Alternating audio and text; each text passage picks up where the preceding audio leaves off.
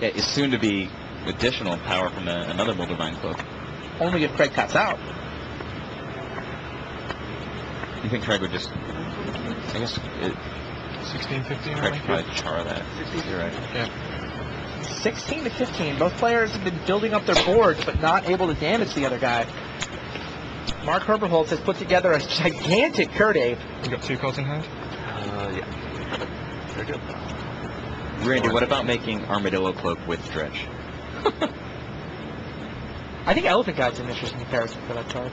Elephant Guy didn't have nearly the impact. It's kind of interesting.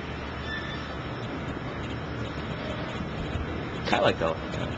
I always thought it was a good card. I was surprised it didn't see more play. It's starting to see some play extended, which is interesting. It was one of the best cards you could put on a Wild Mongol when you're swinging into a Psychopath. All right, so if you're Craig Jones, what's your play here? There's an 8-9 Kurt Ape on the other side of the table. You've got Hunted Wumpus, lands that you could pay 2 life for to then play Hunted Wumpus. I think he has You've to got pay Char, 2. and you've got Shock. It's 9 toughness. Yeah, Hunted Wumpus and Burning Tree Shaman can tag team that Kurt Ape, right? Yeah, he has to. I mean, even if he triple blocks it, he's just smashed to any burn card and. No, I mean Burning Tree Shaman plus Hunted Wumpus, he's only smashed to Char. Well, Craig elects to play Hunted Wumpus. Herberholz plays Rumbling Slump for free. Oh, that is not the best Hunted Wumpus Craig Jones has summoned this weekend, I'm sure. The Moldavine Cloak that's about to be attached to Dryad Sophisticate is also not going to make him happy. Huh. Craig is going to need to flip up Damage. a very dramatic Bathe in Light. Bathe in Light's the answer, isn't it? He needs Bathe in Light. He's not going to get all the cloaks, though, assuming Mark puts one on Dryad Sophisticate. He can Bathe in Light his own Burning Tree. his own Burning Tree Shaman. Yep, you're right. That would do it. And get rid of all of them. Well, can he lethal with a Bathe in Light and a burn spell? He has 6, 7, 8, 9, 10, 11, 12, 14 with a Bathe in Light. But he won't get the Savannah line through on the Bathe in Light. Then the Savannah line's probably going to get in front of something, I think. Yep. He's got to play for another one of those spectacular draws.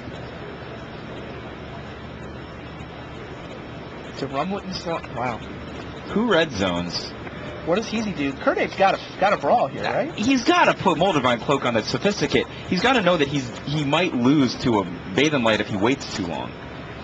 He needs to start attacking. 12. And actually, we still have a Shock in Craig's hand, right? Yes. So But yeah, he's out. Yeah, But no. What I'm saying is Bathe in Light will actually Bathe in Light actually wins the game for him next turn. Yeah, I think his play is Cloak the Sophisticate, and attack with Kurt Ape and Sophisticate. And it's incidental that it killed the Moldavine Cloaks. If it That's a happens. good point. It's just lethal. I think that's the play. Another cloak? Cloaks the Rumbling Slum. He wants to brawl in the red zone. None of this land walk stuff. None of this unblockable monsters. Let me make the monsters you can block gigantic. He gladly sent the unblockable monster. Well, yeah, but for 2. Rumbling Slum got in there as an 8-8. Kurt Ape is in there as a 8-9. I don't know It's if a I Kurt like Ape, this a play. Sophisticate, and a Rumbling Slum. So he has to just block Kurt Ape with Savannah Lion. He's just trying to eat Craig's creatures, right? Yeah. He doesn't even care about damaging him. I think so. Craig can take 10, stick Savannah Lion in front of Kurt Ape, take 10, and then try to top deck Bathe in Light. I don't think he has any other conceivable way to But win. 7, 8, 9. He's got a 6, a 3, and a 3. That's Yeah, 12 no, and a Bathe in Shock. Light. Bathe in Light plus Shock is lethal. Yeah, Does he have any other play? Or is it tell me Craig Jones is not in a game 5 needing to top deck 1 card on 1 turn to turn I believe that's exactly what's happening. Wow. He has 2 copies of Bathe in Light in his deck. I think Heezy could have... I don't know about these plays. How many cards does he use? Savannah Lion is lining up the chump block. Just as we thought. 8, 8. Oh dear.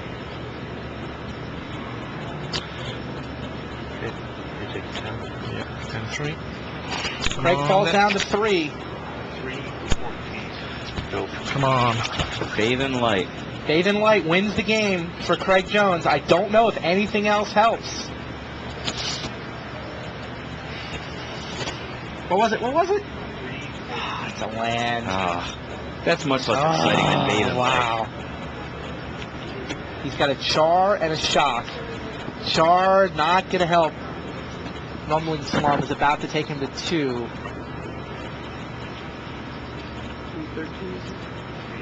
14. Craig Jones has had one That was it. hell of a weekend. That was his window. I think the window might have just closed. What if I he... think we might be about to crown Mark Herberholz a Pro Tour champion. I'm not convinced of that. The board's kind of complicated. I don't know. But I It can't. really depends on how. I mean, unless Mark doesn't block Yeah, for Mark some just reason. doesn't block, then he could lose. Like, there's, what, 6... Yeah. Craig 12 shoves damage. everybody into the red zone. So there's 6/600 Wampus, 3/4 Burning Tree Shaman, Take and a 3, Watch yeah. Wolf. Keezy reads it for exactly what it is, desperation. He just chumps a couple times. There it is! Mark Herberholz, Pro Tour champion! I know. So you figured it out was like bathing a Craig Jones, how close was the bathe? He just flipped it over. Like, if you have it, you have it. Was 3 it the cards next card down. 3 cards down was the bathing like. Wow, congratulations, Mark Herberholz, Pro Tour Honolulu champion. Craig Jones could not quite come up with the miraculous top deck he needed in the finals. He made a hell of a run, but this Pro Tour will be remembered for the Beach House.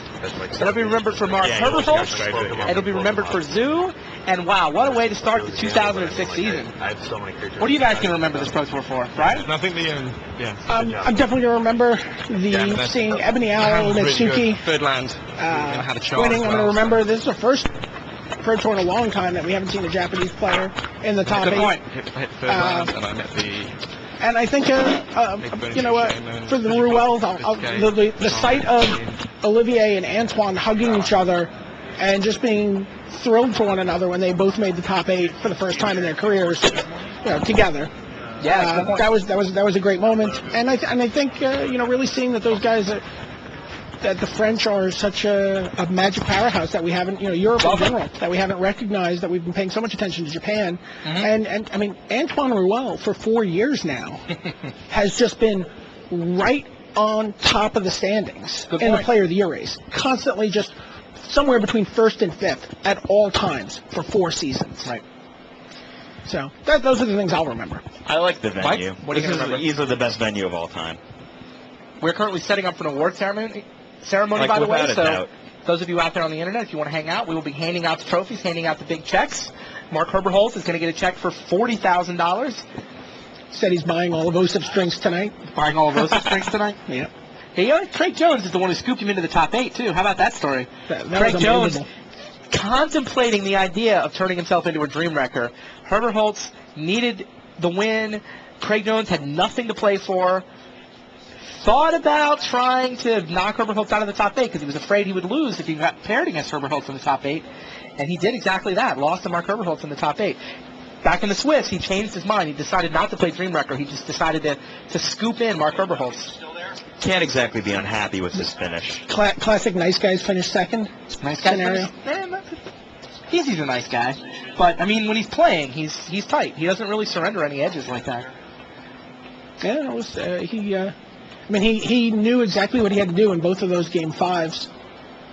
And, that's, it's easy to just dismiss his semifinal as a top deck, but he played for the top deck. It's one of the things we always talk Absolutely. about. Yeah, He played correctly. He played correctly. He made the top deck. That's the thing I'm going to remember. I'm going to remember Craig Jones' top deck, and I'm going to remember the Beach House. I think that's what this is going to be remembered for. I also think it's going to be remembered for starting off a great season. I mean, this is kind of a new Pro Tour, right? The production values are higher. We're having fewer Pro Tours so that each one of them can be more special, taking them to more exotic locations. This is, I think, a great way to kick off the new season, kick off, the second decade for the Pro Tour. Right. This is going to sound like a silly thing to say, but I'm going to remember the men's room signs. Really? And I mean that just in sort of a funny way of pointing out, like, the dressing for this Pro Tour.